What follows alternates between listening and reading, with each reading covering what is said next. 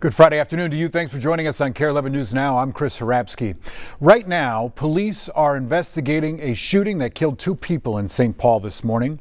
And just within the last few hours, police gave us an update. This is what they say. Authorities say the shooting happened at about 4:30 a.m. It was on Front Avenue. At the scene, officers found a man with several gunshot wounds to his torso. He died shortly after. A second victim arrived at a St. Paul fire station just a few blocks away from that. He was taken to a nearby hospital where he was pronounced dead. Police do believe the victims knew each other. Police are asking anyone with information to call them. As the government shutdown enters its 31st day, federal benefits for several key programs designed for people in need are set to expire. That includes SNAP benefits that are expiring in less than 24 hours, leaving thousands of lower-income families worried about where to get their next meal. Ending the government shutdown could change that, but the Senate adjourned and went home for the weekend, meaning that the shutdown will go on. NBC's Ryan Nobles has the latest. Fresh off his overseas trip, President Trump this morning putting pressure on Republicans to end the shutdown. Posting overnight, it's now time for the Republicans to play their Trump card, calling for an approach they've resisted so far, the so-called nuclear option, which would allow Republicans to pass bills with a simple majority rather than the 60 votes which requires them to work with Democrats. Both sides have been resistant to that move in the past, fearing it gives the majority party too much power. The 60-vote threshold has protected this country. It comes as the shutdown is now entering its 31st day. Members of the military were set to miss a paycheck today, but the White House announcing it will move around $5 billion in federal funds to make sure they're still paid. Still, many federal workers struggling, some filing for unemployment for the first time, with more than 8,800 filed new claims last week alone, according to the Labor Department data reviewed by NBC News. Food banks in demand in Washington, D.C. and throughout the country. At the stroke of midnight on Saturday, the federal government is scheduled to halt all SNAP food assistance. Without SNAP, it's going to be hard to find food that's able to feed us. It's a problem members of Congress recognize, but fail to have an answer for. You're messing with people's lives. That is outrageous. Instead, the two sides engaged in a high-stakes blame game. Democrats pushing to pass a standalone bill to extend SNAP benefits, arguing the administration must release billions in already approved contingency funds. Republicans dismissing the bill as political theater, but Democrats argue that the country is on the verge of a healthcare crisis, and backing down will cause even more damage. The talks will go nowhere if Republicans remain completely intransigent and resistant to any compromise on extending the health care coverage. Today, we're waiting for a judge to rule on a lawsuit filed by Minnesota and more than 20 other states. They collectively sued the U.S. Department of Agriculture, saying the agency is legally required to provide emergency funding to help states provide SNAP benefits. Yesterday, Attorney General Keith Ellison testified at a hearing on this case in Boston federal court. Lawyers from the USDA have argued there's not enough emergency funding to cover SNAP, and it's supposed to be for other purposes. But Ellison says lawyers for the states, including Minnesota, made a favorable impression on the judge. Republican state lawmakers blamed federal Democrats, including both U.S. senators from Minnesota, for not voting to open the government. U.S. Representative Tom Emmer also said any blame for SNAP benefits should go on the Democratic Party. Senate Democrats say they're holding out until Republicans agree to negotiate on health care costs. But Ellison says lawyers for the states, including Minnesota, made a favorable impression on that judge, as I said. If you are a family who is struggling amid SNAP benefit loss, here are some places you can go. Tomorrow, Shakopee Bowl says your kids can eat free at their restaurant. They say there's no purchase necessary and no questions asked. Beginning Monday morning from 7 to 9, Hope Breakfast Bar in St. Paul will provide pancake meals to your family every day for free. And if you have SNAP, you can get a 10% discount at Colonial Market and your kids will get free meals. An update you need to know about this afternoon. Minneapolis Public Schools says it's reviewing an updated proposal from the teachers union following negotiations last night. In a statement on its website, the district wrote that the new proposal from the Minneapolis Federation of Educators, the union, includes elementary class size caps and substantial salary increases. The union has voted to authorize a strike, but the date for that strike has not been set yet. They have to give the district a 10-day notice if they are going to strike. Right now, we're waiting to learn how many years a Princeton man will spend in prison for shooting 5 Benton County officers. 2 years ago, Sherburne County Drug Task Force officers were outside Carl Holmberg's home to execute a search warrant. As some prosecutors say, he started shooting. All the officers did survive that, but a few months ago, Holmberg was found guilty on 15 criminal charges, including 7 counts of attempted first-degree murder of a police officer. Also happening today, closing arguments are underway in the retrial of the alleged mastermind in the kidnapping and murder of Minneapolis realtor Monique Bowe. The defense rested its case after Lyndon Wiggins himself took the stand. Wiggins is accused of hiring 2 men and his former girlfriend to lure Bowe to a fake home showing where she was tortured and killed. Wiggins denied any involvement in that crime. He did admit to being heavily involved in drug activity, supplying several drug dealers with drugs for them to sell. The trial picked back up at 8:45 this morning.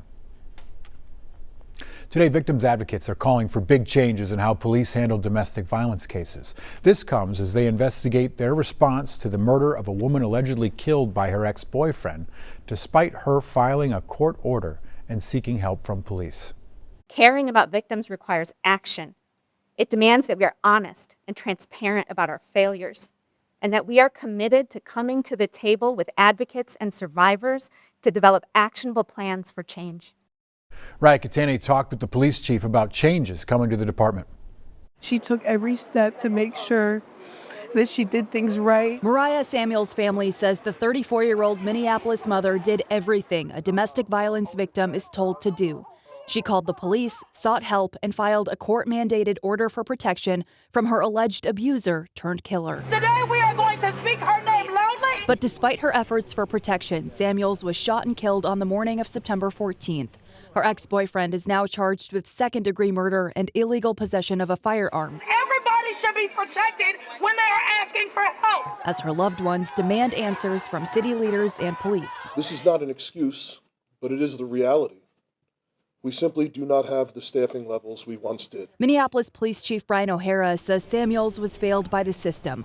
His department, he says, has half the number of investigators it did roughly 6 years ago, with only 5 assigned to the domestic violence unit as their caseloads continue to grow. We've had more than 900 cases of domestic violence, aggravated assault so far year to date. That's more than 3 a day. He says his department is now reviewing its response to Samuel's case, including the actions of officers who responded to a 911 call Samuels made just hours before she was killed. A gap in protocols, including when officers are required to verbally ask if a victim feels safe and when the case may be escalated to a higher priority, O'Hara says will be addressed. My friend was more than just a victim. As Samuel's loved ones grieve their friend, sister, daughter, and companion, Mariah's life matters! Mariah's life matters! they say she should still be here, but will continue pushing for change long after she's gone. The system failed to protect her. The chief also says he's ordered all officers to receive retraining on their response to domestic violence cases by the end of this year. This afternoon, Minneapolis police still searching for a suspect after a man was shot outside his workplace while trying to stop a suspected thief. Happened about 7 o'clock yesterday morning near the intersection of East 26th Street and 32nd Avenue South in the Seward neighborhood. Police Chief Brian O'Hara says the victim noticed someone rifling through the inside of a car outside of his work. The car did not belong to the victim, but the man still went out and confronted that person. Investigators say that's when things took a turn for the worse, and the man in his 40s was shot and died at the scene. It appears there was a brief struggle between the victim and a suspect. During that struggle, the victim was shot. About 20 minutes later, the victim was found by a coworker who then called 911. Chief O'Hara says investigators are reviewing surveillance video but didn't release a suspect description. He's asking that the public help in this case if they know anything about previous thefts from cars in that area.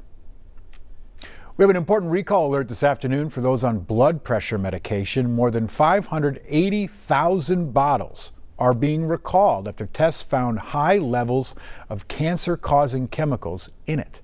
Take a look at your screens right now. The impacted medication is Prezazine hydrochloride from Teva Pharmaceuticals. 3 dosages are impacted, 1, 2, and 5 milligram capsules. Anyone who has this should reach out to their doctors immediately. There's a growing push across the state to update the rules for e-bikes, and this comes after one woman says a crash seriously changed her life. Here's Ian Russell. No matter how much time has passed, I generally don't come over in this area anymore since the accident. Janet Stocko still can't shake the feeling. There's a lot of memories here and a lot of things that have transpired. A feeling of fear and pain. Still holds on a year after an evening walk almost turned deadly. I know exactly where the spot is just from the body cam video, and it's hard to just understand what happened. I was hit from behind by a minor on an e-bike. Janet says it was a Class 3 e-bike traveling approximately 25 miles an hour, leaving her with a traumatic brain injury and taking her sense of smell and taste. I was in the hospital for about 3 weeks. I remember maybe the last few days. That's it. 7 months later, time being 7 o'clock, I call the Hastings City Council meeting to order. The City Council heard Janet's story, ultimately passing new ordinances on e-bikes on sidewalks. So there is no riding on sidewalks, and speed limits on our trails is 15 miles an hour. Hastings Police Chief David Wilski says since then, his department has focused on education about e-bikes, both for the community and his officers. And we're educating, we're talking to parents, if it happens to be a juvenile, on what the rules are. Janet says she's looking forward after this, and that includes potential changes to state law. And we don't want that to happen to anybody in Minnesota. We don't want that to happen to anybody, period. Representative Tom DePel plans to introduce legislation next session to reclassify Class 3 e-bikes as motorcycles, arguing that it would bring those types of bikes under regulatory measures. I am not in favor of a ban, not even close. Make sure we are protecting the citizens that we have here in Minnesota and anybody who's walking down the sidewalk from any kind of terrible tragedy. There are some who argue against that legislation, saying it isn't accurate. Chief Wilski says the bike involved in Janet's crash is a Movcan V60. Advocates argue that's an e-moto, not a Class 3. This Movcan is an overpowered vehicle. Some might refer to it as an e-moto, but it is a device that is illegal to be operated on any public right-of-way, street, sidewalk, or trail in the state of Minnesota. For Janet, every day is a new adjustment, working to get back to how life was, now hoping to help others avoid her situation as well. If I can help one person, to not have to go through what I have gone through and what I will go through the rest of my life, I would do anything. Ian Russell reporting there. The Hastings police chief says his officers issued a citation to the minor who was riding that bike. Janet says she hasn't heard from that kid nor their parents. Stick with us. We got more news and weather coming up after the break.